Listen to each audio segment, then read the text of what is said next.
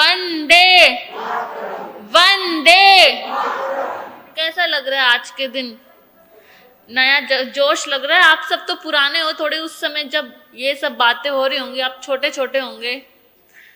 शमन ज्ञात पुत्र आप्रतिविद विहारी प्रबुद्ध प्रज्ञा के धारक पुरुषोत्तम परम पिता परमात्मा भगवान महावीर स्वामी के चरणों में हृदय के असीम भावों में जो भाव विनय के शिखर पर है अर्पित करती हूँ, समर्पित करती हूँ। पाठ पर विराजित समस्त गुरुवरिया के चरणों में वंदन नमन। माता पिता तुल्य आप सभी श्रावक श्राविका जन को मेरा प्रणाम, मेरा नमन। आज किसका दिन है? आज हम आज़ादी का 80वां साल मना रहे हैं, 80th इंडिपेंडेंस डे।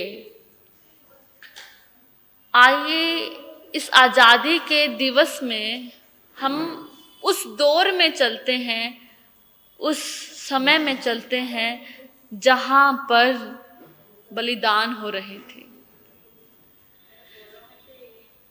कहते हैं कि वो माँ, उसकी कुक्षी अमर हो जाती है जिसके कुक्षी से कोई महापुरुष या कोई महास्त्री क्या लेती है? जन्म लेती है। तो ये जो भारत भूमि की कुक्षी है, ये जो इस धरा की कुक्षी है, उसने कितने रत्नों को जन्म दिया है, कितने वीरों को जन्म दिया, कितने महावीर को जन्म दिया। तो सबसे ज़्यादा अगर गौरवान्वित किसी की कुक्षी है तो किसकी है? भारत माता की। जहाँ पर इस धरती ने अध्यात्म के शिखर पर छुआ, वहीं इस धरती ने साहस और वीरता के भी शिखर को छुआ है। 24 मई 1896 में जन्मा एक बालक, शायद इनके बारे में सबने सुना भी नहीं होगा। भगत सिंह के बारे में सबने सुना हुआ है। भगत सिंह कौन थे?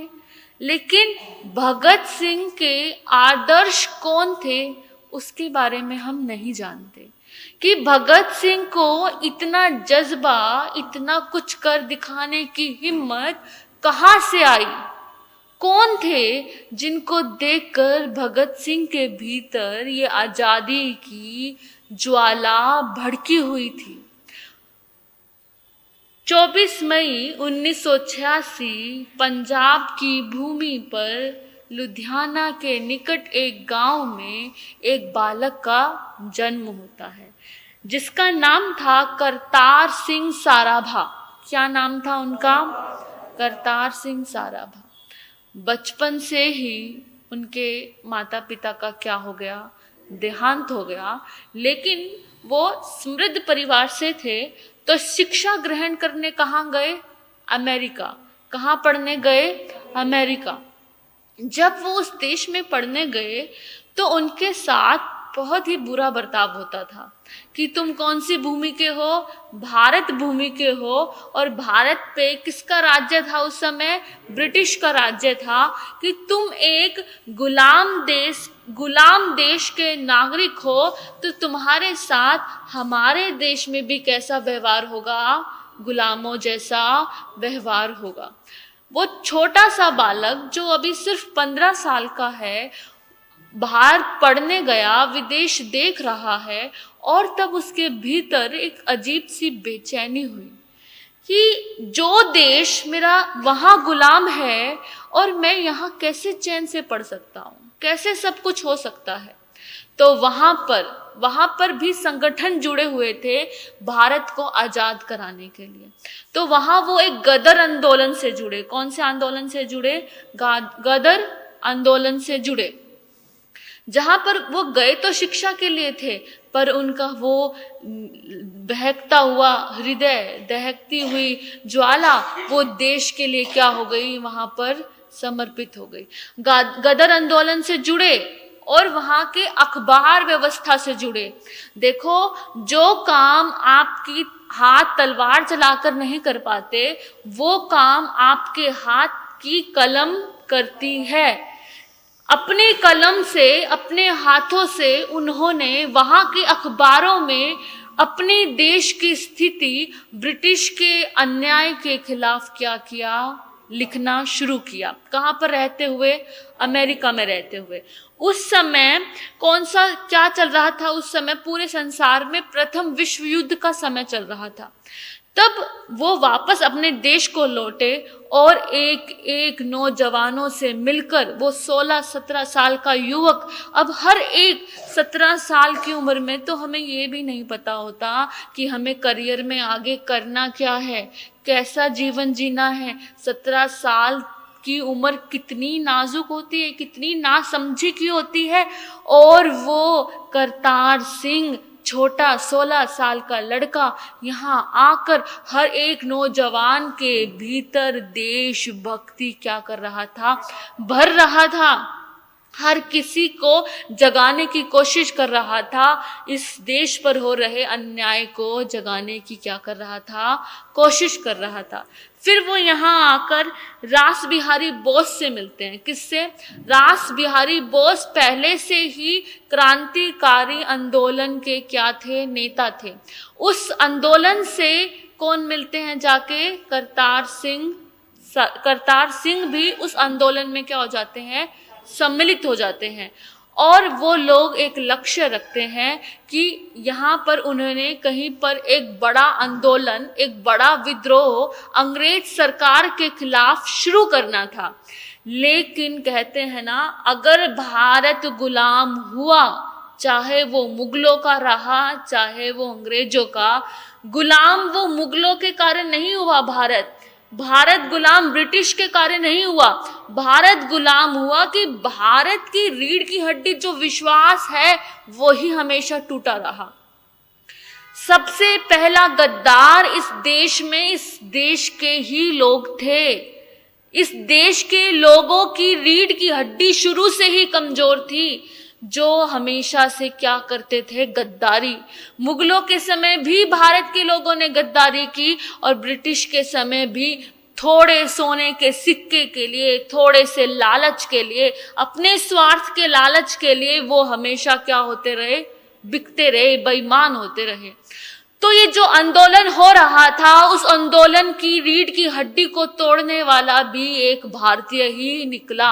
उसने जाकर अंग्रेज सरकार को क्या कर दी कि आपके खिलाफ बहुत बड़ी मात्रा में मोर्चा होने वाला है, आपके खिलाफ क्या होने वाला है, विद्रोह होने वाला है। जब सरकार को पता लगा तो वो करतार सिंह को उठाकर ले गए। उन पे चला मुकदमा। उनके सारे जितने भी आज तक के क्रांतिकारी आंदोलन थे, और फिर सब बिका हुआ था, पुलिस बिकी हुई थी, सब ब्रिटिश राज की थी, तो उनको क्या दी गई, फांसी की सजा। वो छोटा सा बालक, सिर्फ 19 साल का, कितना, सिर्फ 19 साल का वो बालक, जो देश के लिए इतने क्रांति कर रहा था, इतनी जगह जगह जाकर सोई हुई आत्माओं को जगा रहा था, जिनका धर्म, जिनका कर्म सब कुछ सो चुका था, सब कुछ मर चुका था, उसके लिए इतनी मेहनत कौन कर रहे थे, करतार सिंह साराभाई। 19 वर्ष की आयु में 16 नवंबर 1915 को उनको क्या दी गई, फांसी की सजा दी गई। और उनसे जब उनकी अंतिम इच्छा पूछी गई कि तुम बताओ कि तुम्हारी अंतिम इच्छा क्या है, तो उन्होंने कहा कि अगर मेरा एक बार नहीं, 2 बार नहीं, 10 बार नहीं, 100 बार भी जन्म हो, मैं जितनी बार भी पैदा हूं, मैं अपनी इस भारत भूमि के लिए बलिदान होना चाहूंगा। मैं एक बार भी भयभीत नहीं होऊंगा इस धरती के लिए न्यौछावर होने के लिए, अपनी देश की आजादी के लिए। वो छोटे से उम्र में 19 वर्ष के करतार सिंह साराभाई ने क्या दे दी, अपना।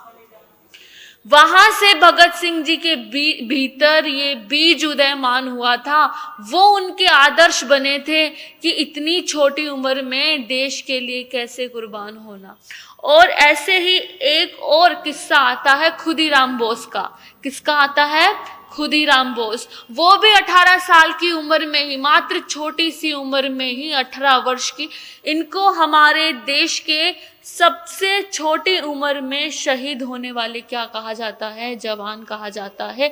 एक करतार सिंह साराभा को और एक खुदीराम बोस को। खुदीराम बोस भी 18 वर्ष की उम्र में, उनका भी लक्ष्य यही था, उनको भी विद्रोह कर रहे थे, वो सरकार के खिलाफ आवाज उठा रहे थे, उनको भी पकड़ा गया और पकड़ के फांसी की सजा सुनाई दी गई। और ऐसे ही कितने नौजवान हुए। एक हमारे जैन भाई भी थे जो यहीं महाराष्ट्र के थे, उनको भी पकड़ा गया और उनसे जब उनकी अंतिम इच्छा पूछी गई तो उन्होंने बोला या तो मुझे साधु बनाकर फांसी पर चढ़ाना, लेकिन साधु बनाकर फांसी चढ़ाना उनको स्वीकार नहीं हुआ। तो उन्होंने कहा अंतिम क्षण में मैं पार्श्वनाथ भगवान के दर्शन करना चाहता हूँ। पार्श्वनाथ भगवान के दर्शन करके, समाई करके, संधारा करके उनको क्या हुई? फांसी मिली। तो ये भारत की भूमि ना जाने कितने के लहू से, कितने बच्चों के, जवानों के, औरतों के, कितने लहू से ये धरती क्या है? भरी हुई है। तब जाकर हमने ये स्वतंत्र भारत में क्या ली है? सांस ली है। कितने ज्ञात अज्ञात लोग जिनकी कहानियां हमने सुनी भी नहीं, जिनकी कहानी सुनी वो विख्यात हो गए, जिनकी कहानी हमने सुनी भी नहीं, जिन्होंने अपने देश के लिए इतना बलिदान दिया। तो अगर आज हमें वो आज़ादी मिली है तो उस भारत की आज़ादी को ऊपर ले जाना किसका कर्तव्य है? आपका, हमारा, आने वाली पीढ़ी का। ऐसा भारत जहां विज्ञान हो लेकिन साथ में विवेक भी हो, जहां समृद्धि हो लेकिन संवेदना भी हो, जहां शक्ति हो और साथ में करुणा भी हो, परंपरा भी हो लेकिन जड़ता ना हो, जहां आधुनिकता हो पर अपनी संस्कृति का क्या हो? सत्कार भी हो। हमें ऐसा भारत बनाना है।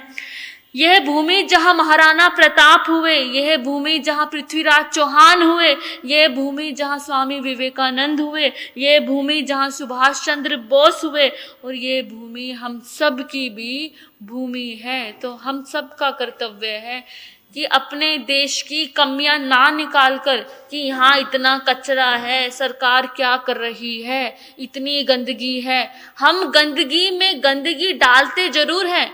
अगर कहीं कचरा पड़ा है तो उसमें 2-4 कचरा डाल देंगे, लेकिन उस कचरे को उठा के साफ नहीं करेंगे। कोई भी सरकार हो, चाहे किसी की भी हो, जब तक आप खुद नहीं बदले होगे तो कुछ भी बदलने वाला नहीं है। हम इस देश में रहते हैं, ये देश हमारा है, इसके प्रति कुछ कर्तव्य हमारे भी हैं, स्वतः के भी हैं। तो केसरिया हमें याद दिलाता है त्याग और साहस, श्वेत रंग हमें याद दिलाता है सत्य और शांति, हरा हमें याद दिलाता है जीवन का विकास और समृद्धि, और अशोक चक्र हमें याद दिलाता है चरेवेती, चलते रहो, बढ़ते रहो, आगे बढ़ते रहो। तो आप सब अपने देश की इस 80वीं इंडिपेंडेंस डे पर, स्वतंत्रता दिवस पर हृदय से उन शहीदों को धन्यवाद देना, उनके लिए आंखें नम करना, जिनके लिए हम आज खुली इस पर बैठकर स्वतंत्रता की सांस लेते हैं, अपने आज़ादी, अपने नियमों को अपनी इच्छा से जीते हैं, उन सब का हम क्या करते हैं? आज धन्यवाद देते हैं। आप सभी ने इतने प्यार से सुना, धन्यवाद।